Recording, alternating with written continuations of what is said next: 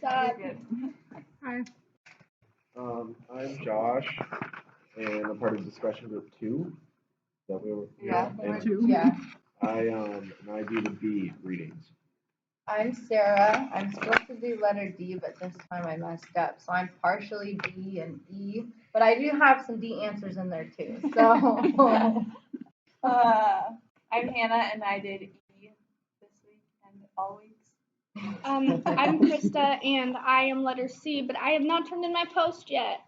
But I did do my reading section, so. And I'm Alexa. I did section A. All right, how y'all doing tonight?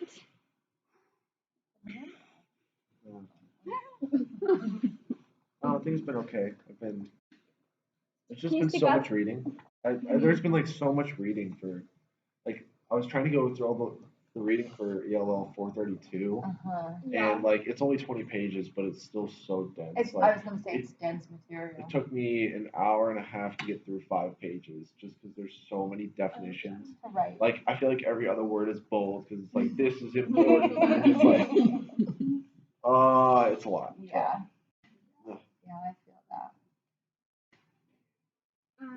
I'm on the verge of dropping out of school because of the workload is just not my forte, I guess. Other option, I might switch to a math major. So What do you have right now? The LLC. What was the last math class you took? Statistics, community college. And how did it go for you? Really well. I'm really good at math. Like it's my strong suit. You But might be fine then. and then I forgot to do the post because over the weekend I started a new job and I was doing that for like several hours a day. And then also I found out that like my boyfriend's cousin who died, who I like was very involved with his post death. I found out that the toxicology came back and there's nothing. They still don't know why he died, but he might have done shrooms or something. Now they're gonna go test for that. So I've been like pretty bent this weekend. Yeah. Every day. Sorry, you're just not a big like reading person. I have a really hard time reading informational text. I don't know why. Like my brain is just like, it's like when you stand up and you're like you can't see anything. That's what happens when I try and read. So Do you take information better in like doing hands-on stuff and things like that? Honestly, or? listening. Like within any informational text, I have to listen, and I still like can't figure out how to get my computer to like convert it to audio. Right. I should go to the ADA, honestly, and See what they can do. Right, so they can help me figure that out on my computer. But that's me. Allie, you're always above and beyond stress. Yeah. No, I always has like this much going on. Yeah, so I had to go home and go to the doctor's, get my back drained. So excess spinal fluid flowing in the bottom of the back. I had to get that done, and then just have to do that again in 2 months. So that's fun and hurts a lot. Yeah, so if I'm I'm not asking, it all hurts. there, Yeah. Wow. just yeah, and then I don't know. I have to take the Westby, and I have my tort exam, and I'm helping with chemistry and math. I'm not helping with math. I lied. I'm helping with math in chemistry. So just a lot going on. You're busy. Yeah. What section of the Westby do you have to take? I have to take all of them. Okay. I haven't applied. Yeah. No, I took the reading one over when I was at Eastern, and they were like, oh, you need to study for it and stuff. It was not hard at all. It was like 7th and 8th grade level stuff. Like it was not. The only thing that I'm like actually have to study for is the math. Because I mean, like, I was reading, and then median came up, and I'm like, what is median? And then mode came up, and I'm like, just refreshers. I mean, you'll click with it. You should definitely look up Khan Academy. Yeah. KHAN. That shit saved my life when I had to take the compass test. I had to take it like 3 or 4 times because I kept failing. Then I studied on Khan Academy, and I mean, I took pre-cal in high school, but then I failed. Or like my compass test came back when I went to the shoreline. It was so low that I had to retake everything, and I'm like, Yeah, it's That was That was like the such a hard last test. thing I had to take. Wait, you were at Shoreline? Yeah. Shoreline, SEC? Wait. You went to college? Oh yeah, the Dolphins. Yeah, so no, that's like my hometown. I don't think I made that connection. Yeah, I'm Yeah. from Seattle. Yeah, well, oh yeah, okay, yeah, I knew that. Yeah. SEC is a good community college. I've just heard great things. Oh. Yeah. Oh, You could probably take this part out. I kind of YouTube need needs a. to see this. Oh, yeah. Anybody could look them up. Future Be like, project. hey. Honestly. Yeah. Well, and with as many times as I accidentally like clicked on the video trying to get it to upload, it says that there's like 5 views, and I'm like, they're all me. You write it, watch it like 8 billion times, so it like blows up viral. Okay. Ready to Okay. get started? So yeah, so we started with the academic engagement and achievement of Latino youth article. First question was based on the beginning of the article. How do these statistics on the growth of the Latino population affect the way we might teach and utilize community partnerships with this growing population? I started out with it. It wasn't entirely relevant, or it was relevant to the question, but I wasn't answering it. I was just like, statistics, don't let them become like reality, because it can become very easy if you're a teacher to look at like the dropout rate of Latino students, and for some people it can just be easy to be like, well, I mean, look at the stats, like Write it off. yeah, kind of treating your students as they are statistics, which I think we could all safely agree that it's probably not okay. In terms of negatively, I guess. Right. That kind of brings up another question of what do we do to ensure, like maybe give these people, like, or give groups of people the boost up or something. Like that. Right. And that goes with like correlation and causation. Like just because Latinos have a high dropout rate, that doesn't mean that like Latino kids are going to inherently drop out. It's like more we should look at more like why, rather than like the negative part of it. They're Latino that's causing them to drop out. Like that's not the same thing at all. No, not at all. One of the things that I kind of got out of it is that a big factor in like the dropout rate and like low test scores is due to the lack of English language skills. And so like if schools and communities could have a lot of resources surrounding those kinds of or programs for language learners, I think that would help considerably. And like I also talked a little bit about teacher training, and then like if you could have like test centers and that kind of stuff to just help the students, because obviously there's some kind of disconnection, right? And it's not the students. And obviously there's the other answer of creating an easier way for them to gain citizenship in case they are undocumented, because it can also be a huge factor in why they're not pursuing like post-secondary education or why they're dropping out, because we find out it's kind of sad that the article pointed out a large percentage of undocumented children find out they're undocumented as they're going into the process of filing for like college and education. Stuff because they don't have their social security. Yeah, and that's just awful. Yeah, that's pretty terrible. Like, well, that's already like a huge. Majority of people are already in a pretty big identity kind of trying to figure out who they are and where they fit in the world, and to have that added on top of it unexpectedly. Yeah. And like just the conflict of, oh, why didn't my parents tell me, and just all that kind of stuff just adds to the problem. I guess there's the other side of like there's like a student knowing they're undocumented can actually at a young age can actually prevent them from going into like certain social situations or like groupings because they aren't quite sure of where they belong. So I guess it can become a really difficult question of do you want them to have an identity crisis early or like late? Because at least if it's late, they'll quite possibly try harder in schools with aspirations to advance themselves. Right. So that's a really difficult question. I don't think any parent really ever wants to have to answer. Yeah. No. Right. And part of that is like if you're undocumented, then you're like, okay, like let's say the kids are coming from Mexico. It's like, well, am I Mexican or am I American? Because like in America, like socially, you can't really be both. It's like, oh, that they're Mexican. Like we say African American, but then we won't say like Mexican American. So it's either you're Mexican or you're American. Like you were either not born here or you were. But even then, we're like basing everything like, but they still like want to hold on to their culture, which they should be able to. But it's like, okay, well then you're Mexican, not American. Right. And so it's like that adds like an identity crisis for like trying to figure out which culture you fit in or which country you belong On to. top of trying to do schooling and all that. And kind figuring of stuff. out which language you should use in which Exactly. situations. Exactly. Yeah, that's insane. How might this article affect the way you think about your community assets map and the way you look at kind of deficits in the community and how to incorporate into our classroom tools and assets for our students to thrive? I talked about if you only look at the deficits in the community, you can only see the assets.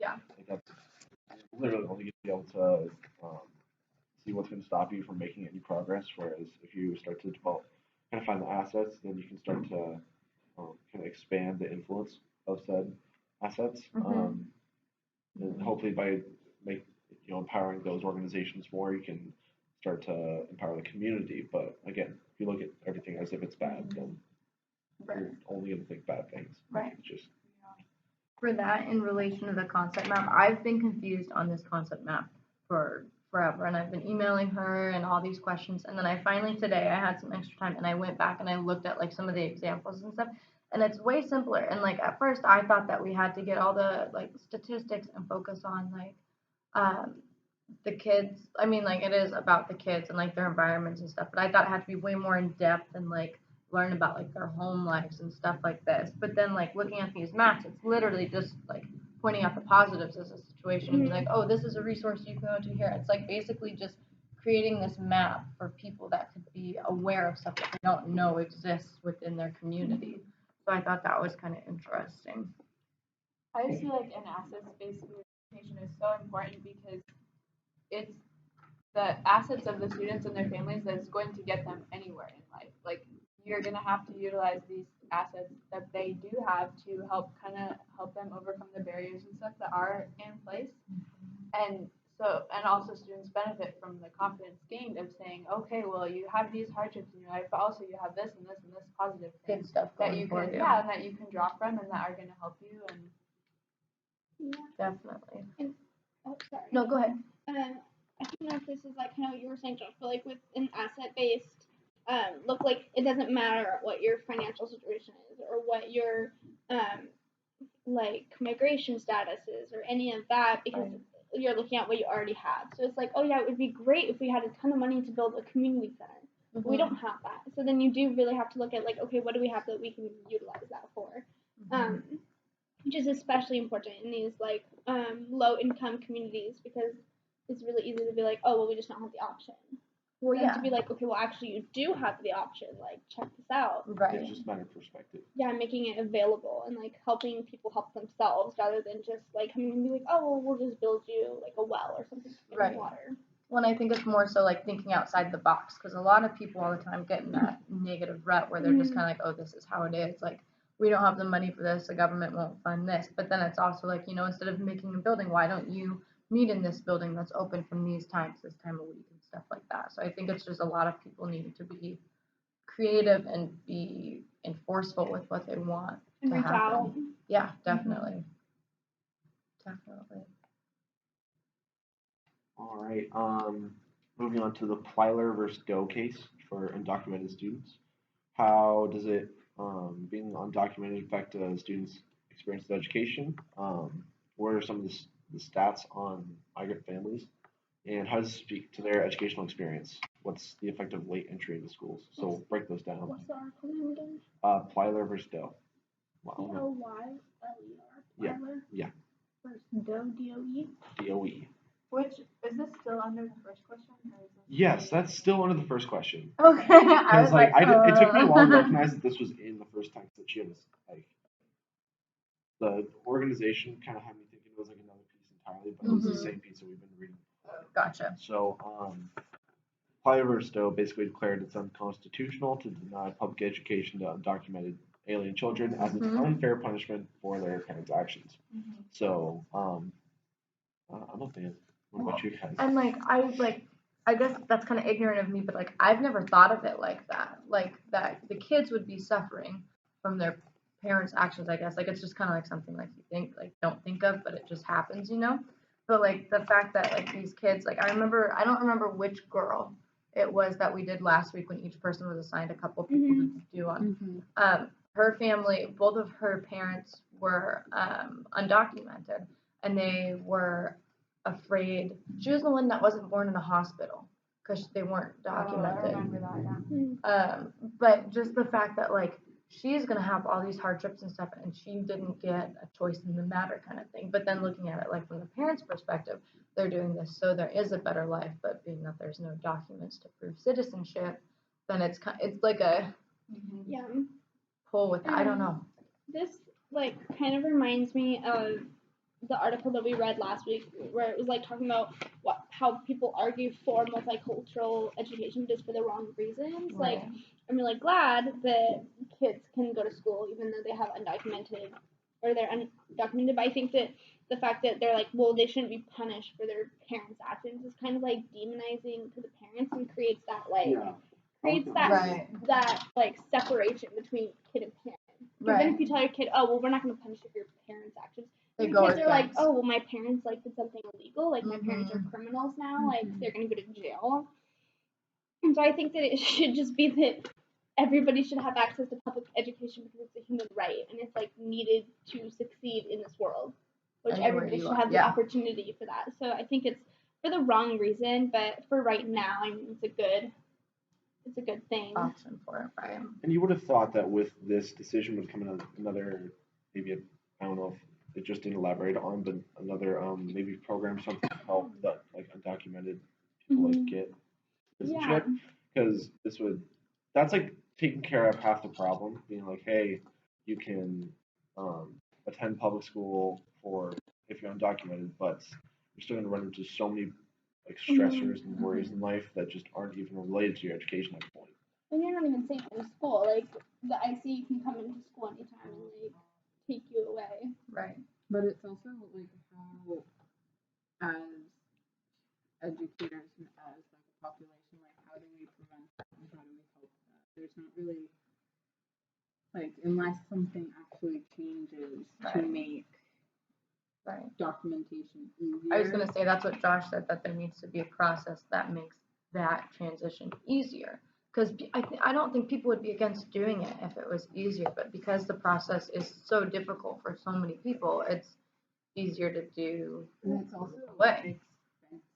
Right. Yeah, and you have to wait so long in between each thing. thing. The finances of a lot of the undocumented like citizens, well, not citizens, but undocumented immigrants is because, or like they're not getting jobs because they're undocumented, and then they're not able to get documented because they don't have jobs, and it's just like a vicious cycle. I was gonna say, then they're being forced to go into these like physical labor jobs that can be extremely harmful to like their bodies and like basically everything about them.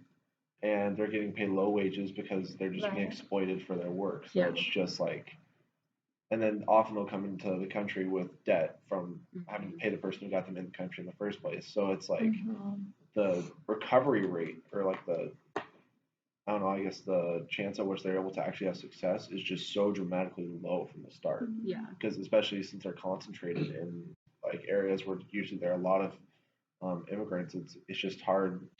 I don't want to say like we're trying to bring them into the I guess community or into society or anything like that, but just in terms of trying to establish themselves as equal like in our society, it's just very difficult for immigrant families. Well, and I think it's really stupid that you can't get documentation for kids, because like one of the whole things is why we don't allow easy documentation for immigrants is because we're like, oh well, they're not American. Like they haven't grown up with all of our values. So if we give them documentation, like what if they end up being a traitor? What if they're not very American? But it's like if your kid is going through the American public system, K through 12, I'd say that's pretty fucking American. Like you're gonna be indoctrinated into the American culture. You're gonna learn history. Like you don't learn American history before the age of 5.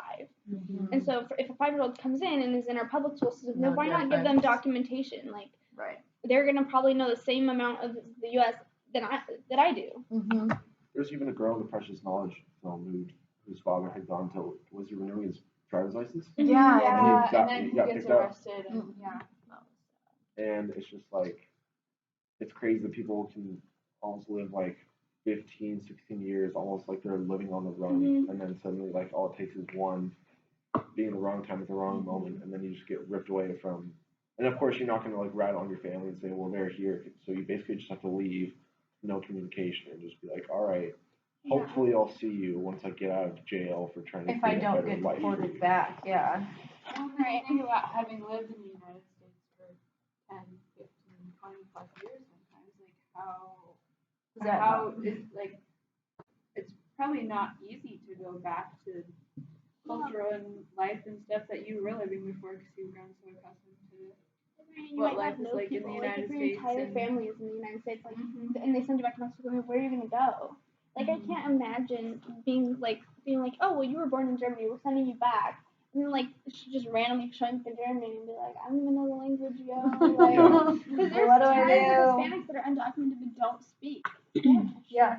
Like, their parents don't teach them Spanish, and then so what? They're gonna get sent back to Mexico, and then what? Like, they're gonna be like, sup, dude. Yeah. I speak English only, but I still got deported. Like, Yeah. it's effed up. Well, it's also with like the undocumented. Like some parents believe that if you teach, or if you teach a child that's also undocumented, that they're gonna show signs of like, which is absurd. Like, yeah, you speak Spanish. Oh no, everyone that speaks Spanish is undocumented. It's Right. like oh, so that's why they don't teach some their parents. kids Yeah, I Spanish, or have. some of them because they are worried that they will be identified as Yeah, or like because some of the time, or like some of the times, is it with birthrights?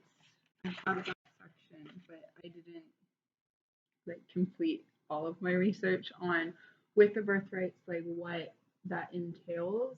So a lot of parents don't go to the hospitals because they're undocumented, but they still do have birthrights that they're an American citizen, but because their parents are undocumented, some of the times that's how it happens, even if they were born. So even if they wanted to go get a certification, there's no way to prove that they were born in the U.S. because they weren't born in a hospital. Yeah. I wonder if you could get like You would have to have a medical or like a renowned medical professional like There to confirm sign off. witness. But I wonder then if like a it's midwife also, would count. Yeah. Yeah, Because there's a lot of that's- at-home births that are happening, Right. So and then like how do they get a birth certificate? I bet it's You- something like having an official there that yeah, has to be if able you to. go or say and that. then after with all at-home births, you still have to go to the hospital Oh, yeah, that's afterwards true. to do all the checks, and then Right. that's when you get to like sign everything. But like, Well, isn't that like the same thing as like if an undocumented person goes to the hospital for an injury, like they can't get deported. Like the hospital's supposed to be like the safe. yeah, they have Place. to treat.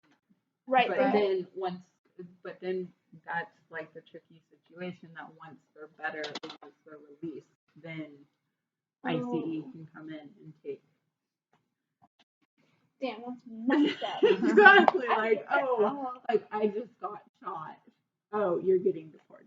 Like, Be like, all right, well, let's sew you up quick and ship you off. exactly. Like, WTF, bro.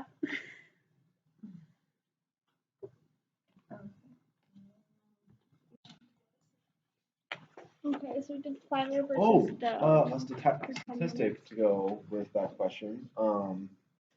Compared to national life expectancy of 75, migrant workers' life expectancy averages 49 years, 26 years less due to low wealth.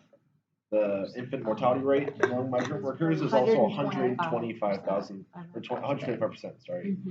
So that also probably goes back to they don't. Maybe there's a lot of home births because they don't want to take the infant in, but there's a large possibility that not getting hospital care. Well, it's Maybe also I like have home births, like Yeah. they have no medical professional there. Yeah. All and more. Again, afraid of like Yeah, getting. so like some house- people yeah. just are like all natural, like nothing, and then something happens, and that's also why that's so high. Were any of y'all water hearts? For you? No. But I just kind of think it would be cool. saw it knocked up when Katherine Hegel had Seth Rogen's baby. But, actually no. Well. Then they just then he refused and then he took it to the hospital. 24 through 26 random bullshit. Yeah, so that stat is largely due because there's another stat. About 40% of migrant children work with their families, and among the working children, about 40% have worked in fields wet with pesticides. 40% have been sprayed while working in the field. So you can almost, I get that you can construct a narrative based off anything, but you could say that because there's such a difficult process for receiving your documentation, it's literally causing migrant workers to work in extremely dangerous environments, lowering their life expectancy to nearly 2/3 of what the normal life expectancy is. That's so much. Sorry, y'all are Purely due to vegans, lack but just due to man, documentation. they are smoking the undocumented workers up. 26 years. And I've through the last couple of years I've taken classes showing kind of migrant worker conditions, and there's just migrant children talking about how they would just see their grandpa and their dads just with almost just completely wrinkled hands due to just acid burns, and that they were just scarred everywhere. Well, and I think within your statistic, when I was reading it this morning, it said that the average migrant worker makes $5,000 a year. Yep. And I found that absolutely heartbreaking because, That's my mate. well, and I was gonna say, That's fair. Yeah, I make about. No, I make $11,000 a year, and that's working less than full time. And not I was just gonna sprayed say by when I worked in the pesticides. summer, it was not. Well, I could not I just can't fathom what that would be like to even have a living.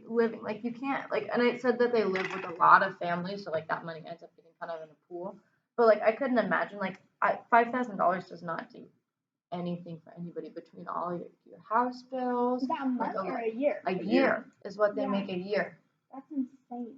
I could not and that's imagine. why there's housing developments migrant, the Sterling Meadows migrant housing. They literally created tons of houses that they have. I mean, people still have to pay rent, but it's at a much lower rate. And then there's a community center because they make such little amount of money. So that's good. That's really good. You're best $5,000 a year is unbearable to people. Well, and then you think it's 80,000 or 90,000 per person to have come over from. Oh my gosh, Mexico. I know. Wasn't that talking about from China? I thought it was 60 to 80 from China. I don't. Maybe. When I read it, I didn't think 20 to 40 from Mexico. Yeah, I think it's lower from Mexico. But that's still so much money to throw away. I don't know a lot of people that just have money hanging out like that. You know what I mean? It's just Well, what other jobs did it say? I only read about being in, I guess it would be the manual labor force, physical labor force. No, I know remember reading that. a lot of immigrants are also nannies because a lot of the times they don't. It's It could be because it can be kind of you can also- underground almost. jobs that don't require a social security number. Right. You get paid with cash and just Yeah. live on the property. Babysitting. But it's also nannies make a ton of money, but because and then Probably you chef run into though, so you know an what apartment, you need a Right. social security number you want. Right. To buy a car you need social Social security. security. So everything I is wish I could surrounded. just borrow out my social security number and be here you go, here you go. You see references.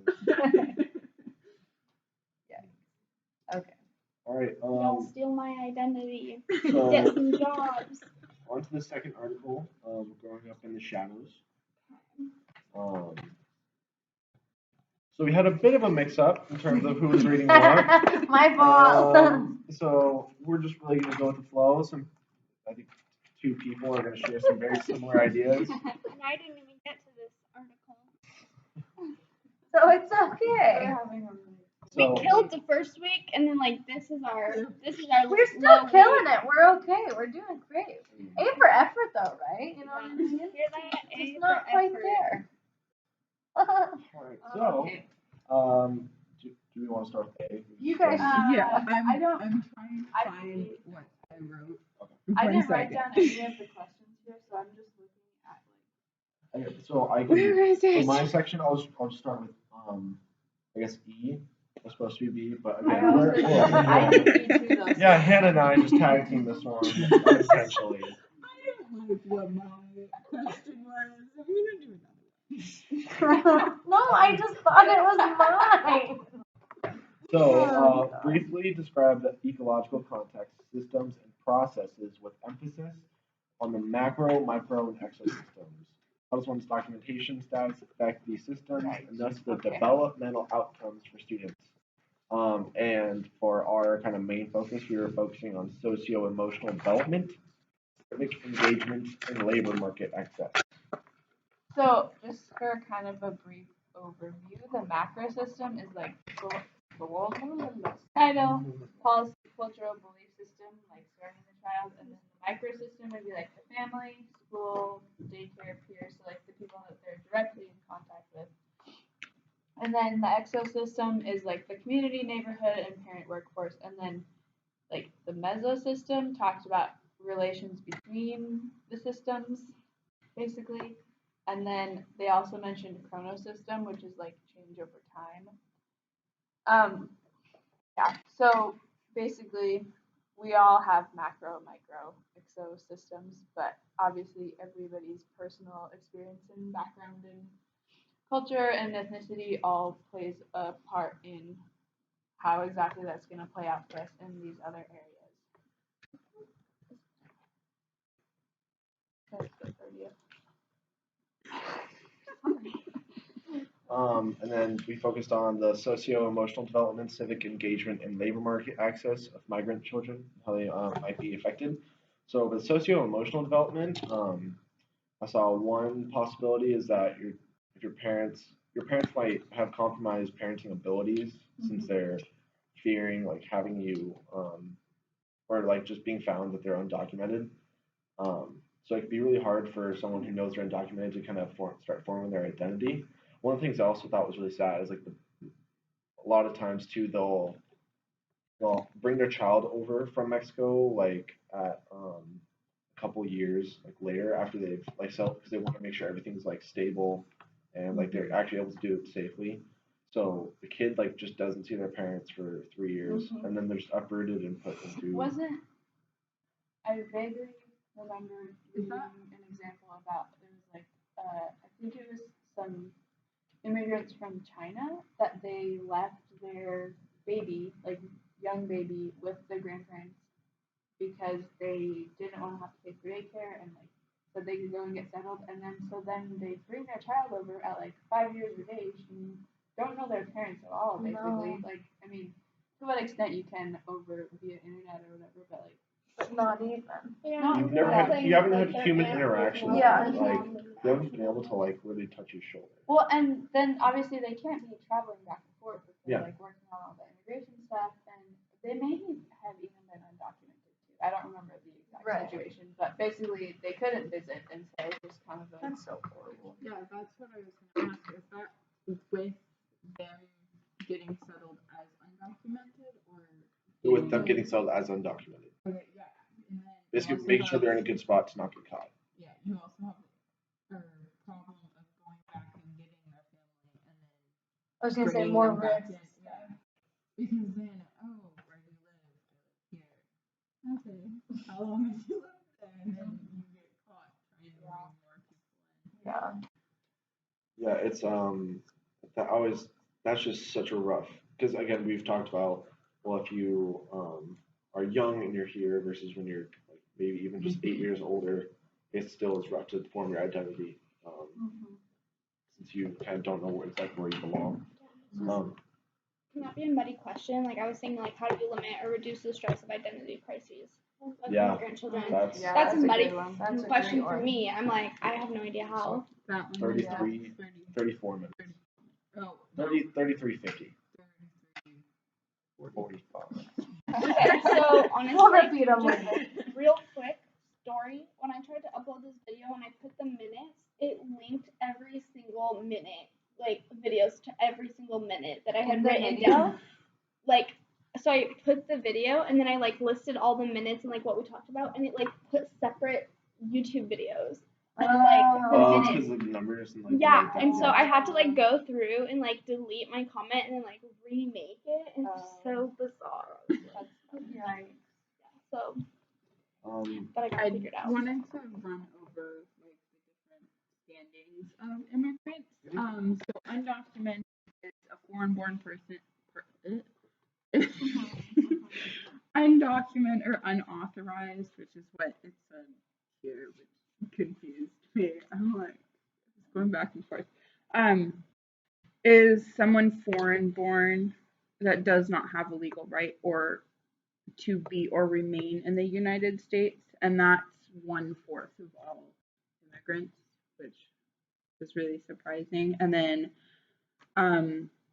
that like rough estimation in the article is 5.5 million children growing up with unauthorized parents. And then mixed status is someone with a legal citizen parent and then an illegal or undocumented. And that's 41% of all of immigrants. And then citizen children with undocumented is just they have birthrights to be a citizen, but their parents are undocumented. And then in interrupted rites of passage is what we were talking about of finding a job, finding an apartment. And then also religion, baptism, graduation, marriage, and retirement, which entraps the person. So speaking on religion, actually, that was one of the markers that like we saw immigrants really active in was the religious communities. So they weren't able to. Obviously, if you're not documented, you can't vote. Contrary to Trump's much, but like we found out that immigrants are actually very active in the religious community in terms of coming together, and even like coming together for causes, or they'll kind of have like national pride a little bit. So like they'll do demonstrations or protests if they see someone like of their race kind of getting abused or put in a bad place, I guess. So I thought that was interesting that they still find a way to be involved in the community even if they can't do it legally through like town hall elections and all that. Religion is one of the things that ICE can't like be involved with. So what is it? It's churches, any religious space ICE can't enter. But I forget what it's classified as.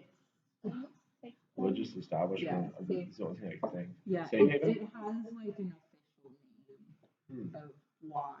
Same thing with schools, like not all schools, but like schools have the right to like not give out information about like I know that Western won't give out any information about undocumented students. Like they have a right to seal those records and not have them be released. And so I wonder if it's like the same thing, like or a separation of like church and state. Or I guess like if you're religious, then you can stay in America, but if you're not. I feel all the time about stupid stuff.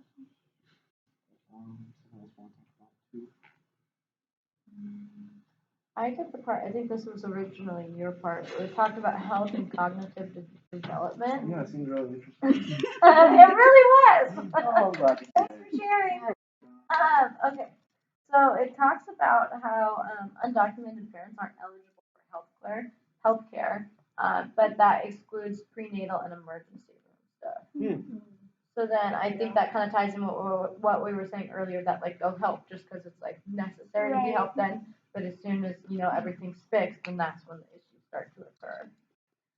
I wonder if hospitals also have this similar policy for schools and churches that they won't give out undocumented information. Well, there's the doctor-patient confidentiality. Right. Yeah, But I'm not sure to what extent. That's what. This sounds bad, but I think in Scrubs I see something like that. Like just like there was like some sort of specialist who kind of dealt with these situations that were Right. They helped kind of get the money problem done with, and they're kind of Right. But I don't know. Again, near the border, it's probably far less active than. I was gonna say, like, adding on to that, like, if they can't get medical attention, like, that's why a lot of immigrants who are undocumented, like, won't report spouse or domestic abuse. Yeah. And Or so, anything involving police, is because Right. they're afraid of. and so that's like with any like gang activity, they won't call the police. Right. If they're being abused in their home, they won't call the police, which is really good to know, which we can talk about for community assets, is that SDVSAS, which is, or that's the Skagit one, Whatcom DVSAS, which is Domestic Violence and Sexual Assault Services, has immigration advocates. So they will go through like step by step with you, everything about immigration services. They can help you like get documentation through like emergency, whatever, I need to get out of this situation, or provide housing. Like, so that's a really good asset to know about that I personally didn't. But in communities where there's like a lot of violence in the home, but nobody says anything because they're undocumented, Right. that's a good asset. Resource, yeah. Maybe this doesn't make sense, but can you imagine, like, I feel like if I was undocumented, I would still have a problem going to somewhere that specifically helps undocumented peoples. Feeling Because then you're untrusting, just like, kind I'm gonna like, Yeah. I'm gonna walk in there and a huge cartoon cage is gonna come down and trap all 6 of us. Yeah. And then, like, we're all gonna be picked up. Like, I just like. Well, that's the thing, is that I feel like a lot of places won't like outright say we help undocumented I was gonna workers, say, because then they 'cause- might get in trouble with the government or Definitely. things like that, and so it's definitely hard to even know where those I was gonna resources say, are. it's more of like knowing the right person, kind Right, of. it's like that kind weird, of the stuff. weird emails are like, do you want $5 million? And I'm like, no, yes, but No. No, Do I? not No. but yeah, that's another like really hard thing. It's like, where do you get those services and how do you know who to trust? Right. No, Where that's do really you even start? Oh yeah. Question on our. Well, that's How do you also build like trust? why so many undocumented and like documented immigrants are like afraid of like authority Mhm. figures like doctors and police officers and lawyers. Just Especially if there's a language barrier. yeah, Yeah. they don't want like To be sent back. Caught, any kinda, yeah. problems. So they're Yeah. just like you could be dying. Oh, no, I don't want to go to the doctor. Yeah. Like even some of my family, which we're all legal citizens, are like, doctors, like you Right. might be you just broke your leg. No, okay, thank you. Yeah. You know, it's such a privilege that I can just like call up my doctor anytime. I Be know. like, Stuff you "Yo, don't even dude." think about. Like, there's so much And- white privilege. Right, and you don't really think about your privilege until you think about things like that, and you're Mhm. like, oh shit, like, I'm pretty fortunate. yeah. Well, It's like- and the doctor messed up my prescription, and I was able to just sit there and be like, no, you're gonna give me my prescription. Like, I need my prescription right now. You're gonna do something about it because y'all messed it up. Like, and but if I was like, if there was a language barrier, like I wouldn't have access to that. Right. Like, I wouldn't be able to stand there and like as a white person and be like, bitch, go get my prescription. Like, figure this out right now. I'm not leaving. Right. But then if I was like a person of color, then I would like they might call the police or be like, oh well, you're being violent. Like then I would be subject to that. So yeah, it's just like those things that you don't even think about. Which a lot of people like bring that up, and I'm like, hey, my mom's white, my dad's African American, but like I don't see him very often. I'm like, I come from a federal family. Like we have police officers and lawyers and doctors and surgeons and like everything. And like I don't. Now we know why you're so accomplished at your young age. know, I'm like, but- damn. I don't know, or like I personally haven't ever experienced it. Like some of my friends are like I was talking about like the police. I had to go to the police station, and they're like willingly walking into a police station, and I'm like, yeah, why wouldn't I? And they're like, oh yeah, your mom's white, and I'm like, what does that have to do with anything? They're like, you're whitewashed, and I'm like, okay, I don't like that. Yeah. I'm like, Yeah. yeah, my mom's white, but my dad's not. And I'm like, what does that have to do with anything? So like, it's, Yeah.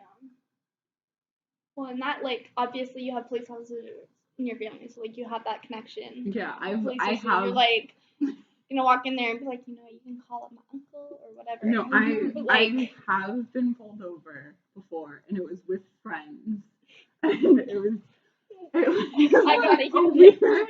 It's a really weird story. I got pulled over, and it was with friends, and like we were driving out of the school parking lot, and I'm like I wasn't going that fast, and I'm like I was going the speed limit, and I'm like I don't know. They're like it's because you're not white, and I like walked up to the side of the car, and he's like, oh hi Alexa. I'm like hi. And I'm like, am I in trouble? Am I being detained? He's like, no, I just wanted to say hi. I saw your mom the other day. I'm like,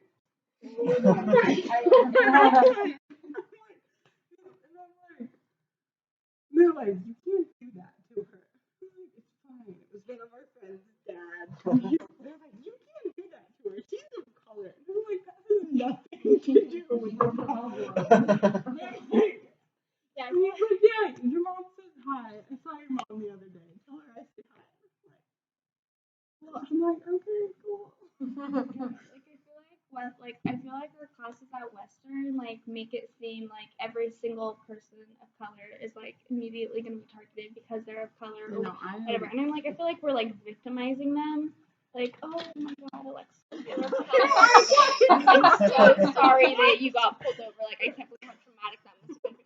So I feel like we need to like stop. Like, we need to obviously be like aware of racism and like be aware of like police brutality and things like that. But we also need to be really careful not to like victimize these people and like look at their strengths. I know Don't someone overdo asked, something they're like, that's not how? fair. They're like, well, someone asked when I was writing my essay to get into Shoreline or into Western, they're like, well, why don't you talk about you being African American? And I'm like, what? They're like, your like struggles and your hardships. What are you talking about? They're like growing up like, and I'm like, I grew up in a middle class white neighborhood. I went to a white public school. Like we had money, we went on vacation, and I'm like, I have no idea like what you are referring to. They're like, oh, they're like, well, what about your friends? And I'm like, I went to a widely like we had every race, every culture, like in my elementary and my middle and my high school. And I'm like, they're like, well, were your friends all white? They're like, you could talk about that. I'm like, what? This obsession with like Pulling the race card. I know, Stuff. like if you're not victimized, I and know are you they're black? like, no, you should like use that to your advantage. I'm like, I don't want to use anything to my advantage. Right. Like, what? And it's like, yeah, I feel like if like be like, oh well, if you haven't struggled, then are you really black? And I'm like, well, yes.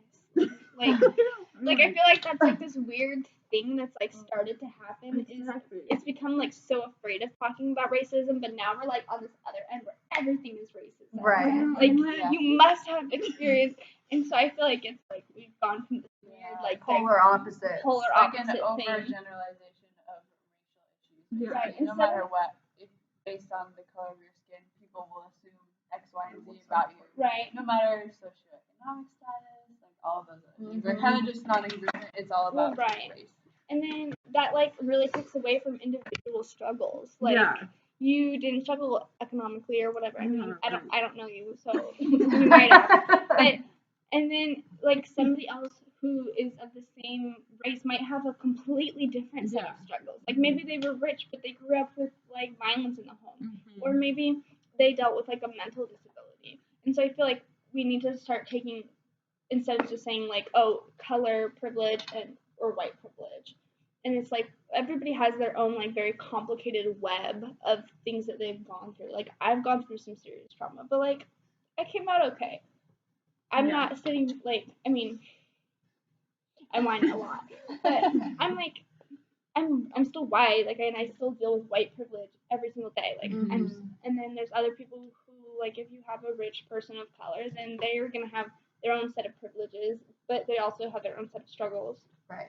So I think it's really important, especially dealing with like immigrant students, like maybe they were born in the U.S. and they have birthrights, but then they're dealing with like undocumented parents, or maybe they're undocumented and things like that. Right. Real quick before we go, do you want to each talk a little about precious knowledge? Yeah. So Dopest film ever. this is I like my that third time seeing this film. Oh, Once for Campus Campus, once for Elementary Education 310. Have you seen it multiple times? Kevin. No. Yeah. So I always enjoy watching this. Except the second time it was different from the first because the first time I watched it in class, the second time I watched it at home, and I literally once it started bringing up like the senators and like the just government guys, I literally had to pause just every 5 minutes to just like breathe because I'm like, oh my god, these people, like it's amazing the things they hear out of like what people say. Right. Some of their logic was so terrible. Oh, And, Well, the arguments that they were making were just literally like not even logical. Yeah. And you would think that you'd think that if you're going on national television and like staking part of your career on this, why would you not look into like the realities of like Right. the books that they're reading and what they're teaching in the classroom, and they just assume that they knew. Basically. All they have to do is keep feeding into the narrative because like that, people aren't looking for facts to back up why they don't support Rose's studies. They're just looking for more fuel for the fire. So every Right. time these That's government true. people come out and just use like because they talked about Che, and the guys like I just don't appreciate that you have a picture of Che up there when maybe there should be an American leader, and then the teachers like that. We're not teaching that Che was the right thing to do. Yeah. We're just teaching through like different perspectives people saw, and then it's like Benjamin Franklin and the one kid asked a question. He's like, so like Benjamin Franklin, I think he was talking about, who was worried about the darkening of people coming up. You're saying that is something that we should look to, and the guy was, well, I mean, I'm not saying that that's perfect though, but I'm just saying that like we shouldn't disrespect our founding fathers. Yeah. And the kid goes, okay, just puts the mic down because like this guy's clearly not going to listen to me, or he's just going to pretend like he's thinking something else when he knows I'm right. Yeah, I feel like that's very uniquely, maybe not uniquely American, but like a lot when you're teaching history and stuff. Most of the time, you just focus on the positive aspects of people. I know, like Just, like, the kinda history of skip the United over. States, and like 99% of the founding fathers all had some kind of slavery or like moral issues or like that kind of. And obviously, nobody is perfect. Ben Franklin but had syphilis. So I had heard I that. learned that in the office. I did not know that. He had basically a secret family, but He fathered he his got own around. child. he's That someone that scene we in look the up to. office taught me more created history than Yeah. I once fathered an illegitimate child. Well, Ben, you are a something. I don't remember what he said. It's funny as well. I think At Joy, do you watch The Office? It's the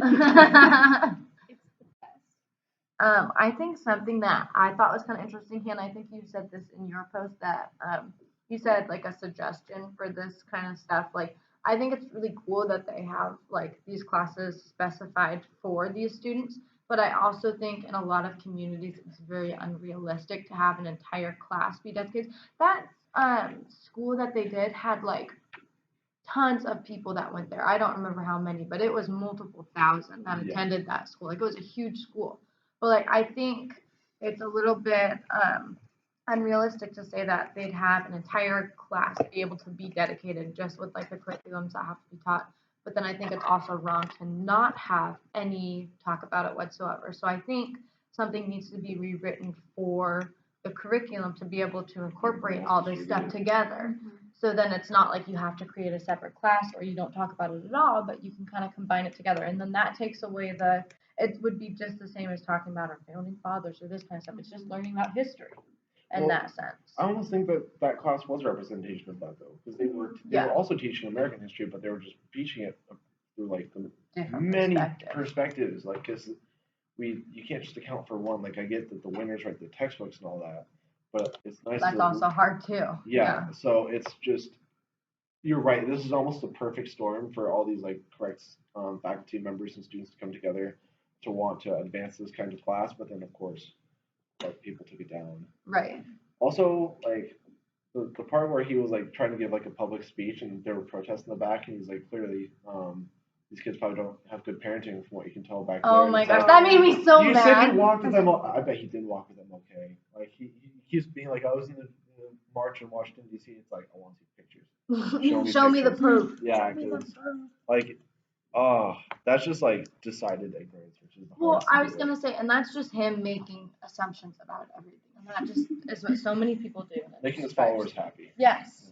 Yes. So then I think another thing, I think Hannah talked about it too, was that there should be like an ELL person in like a classroom setting. So I know at my old junior high school, they had one woman and she was Hispanic and she was able to relate to the Hispanics, and then like they'd be in a classroom setting and everyone would learn the same lesson, but when it came time to do the in-class assignments or homework, she would take the students who were struggling, even if they weren't Hispanic, but then she'd try to explain it to them. So then be able to have somebody.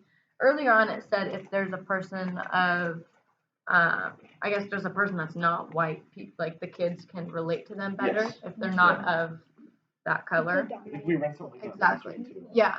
Yeah. So then I think it's like, I know at the school I'm kind of having my eye on to apply for once I'm out of the program. Harmony Elementary. It's actually one of the 3 in the Mount Baker district. So Kendall is the one that we're doing for our map, and then Acme and Harmony. So Harmony is the one I went to as a kid, but that's the one I want to do. I know within the next couple of years they're making it mandatory to have an ELL educator position Woo. for their facility. Progress. So maybe it'll be me. I don't know. But I think that would be really cool for a lot of other facilities to adapt, because I think that is important, and that's a way to at least a start, with baby steps of getting into this process. Well, and then if eventually, if that's what schools are requiring, colleges are going to adapt their programs to. Yeah.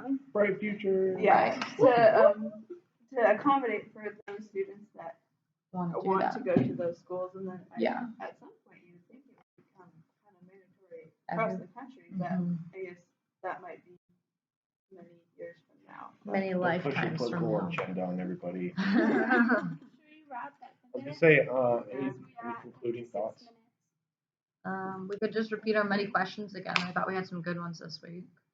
Yeah, so our meta questions we talked about during like minute 34 and really like throughout the entire thing when we were talking about dropout rates and Latina students. How do we limit or reduce the stress of identity crises of immigrant children when like there's so many different reasons to have an identity crisis? Like if you're trying to decide if you feel like like you want to embrace the Mexican culture or the American culture, or like whatever culture you came from, or if you're trying to if you want to assimilate, and like trying to figure out what your language identity is and all of that. Like, how do we limit the stress of that in our classrooms? Because it's easy to say, oh, well, you just do this, this, and this. You add cultural stuff to the classroom. You send a note home. It's like, how do you limit the stress on this child? Not make it easier for them to assimilate or whatever, but actually eliminate or and then secondly, we talked about during minute 38, like how do we build the bridge between advocates for immigrants and the immigrants, because there's a lot of distrust there, and there's a lot of it's really hard to make connections when you can't go into the police station and be like, hey, where's your immigrant services at? Like putting a big sign on your forehead. Like, so how do you build that bridge? All right, and that's it. See you next Peace week. out. See you on YouTube. Check it. This lady doesn't still going.